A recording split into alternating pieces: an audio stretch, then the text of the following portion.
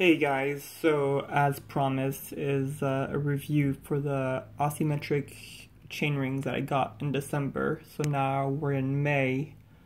Haven't been riding so much. I got 2,200 miles, so that's 3,500 kilometers on those chainrings. So I think now I could talk about them and have a good idea of what they are, how they feel. I don't really like seeing reviews when people are like, oh yeah, one ride in, you know, it's like so excited and they say it's the best thing ever.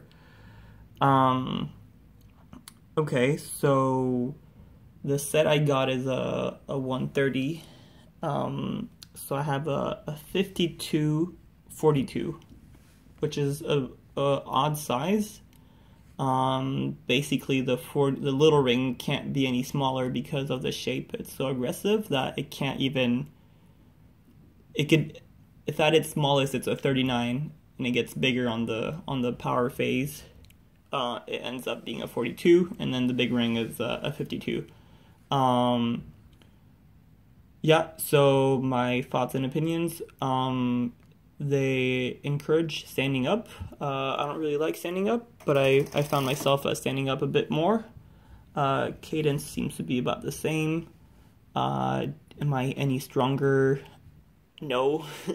The cork read higher, and I made a video for that, but once I took care of that, it reads the same.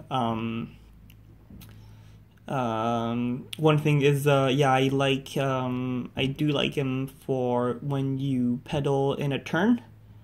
You feel like you have feedback as you pedal, and it feels pretty good in a weird way. It feels good to pedal hard on a hard gear and have feedback as you lean the bike.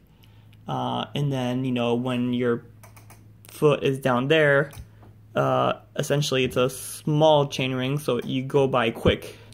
So it's like essentially your pedal is not at the bottom for long. I don't know, I'm not much of a cornering person, but I felt I enjoyed these rings while I was cornering and pedaling through my turns.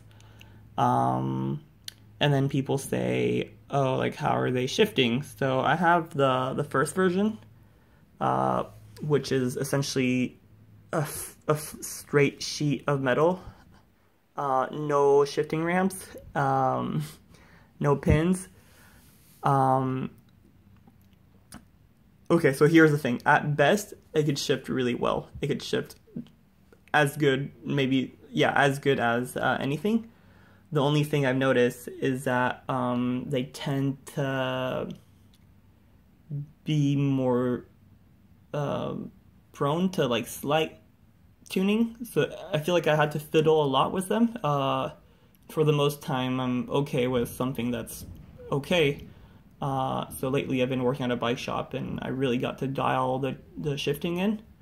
So it could be done really well on the old set, so I'm imagining the new set with the shifting ramps would make it just way better. So yeah, how bad is the shifting? It's not too bad. It will require a bit of attention setting it up, and then more maintenance, just like fine tuning. And then if you get a set now, I think you should have the ramps in the back of the big chainring, so the shifting should be pretty good. Yeah, and then otherwise, a lot of people just like stop and ask me like, oh, you have like, you know, the fancy chainrings, you must be really fast, or you know, they tell me what essentially you see online. They're like, oh yeah, like, you know, it's good for sustained efforts and blah blah blah, but not sure if that's true. I like him. I wouldn't mind going to round rings. I like him for cornering. I like the feel, like it has a nice feel, but does it make you stronger? I don't think so.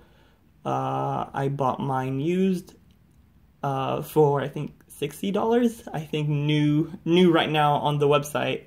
They're $140 for the big ring and $130 for the little ring, so it'd be $270 for both. I don't think I would buy oval rings for $270. Yeah, It's a bit inconclusive, I know, but it's nothing magic, you know, nothing, it's not a miracle product. There's a lot of marketing. You know, it's not a coincidence that some people ride them and some people don't. If you could get them for cheap, or if you could try them, I would give them a try, but otherwise, I'm not sure I would recommend paying that much for something that's maybe not any better. You know, knees feel the same. Like, my body feels the same. It's not like,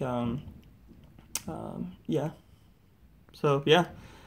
Um, try out your own, give it a try if you can, and let me know how you feel about those.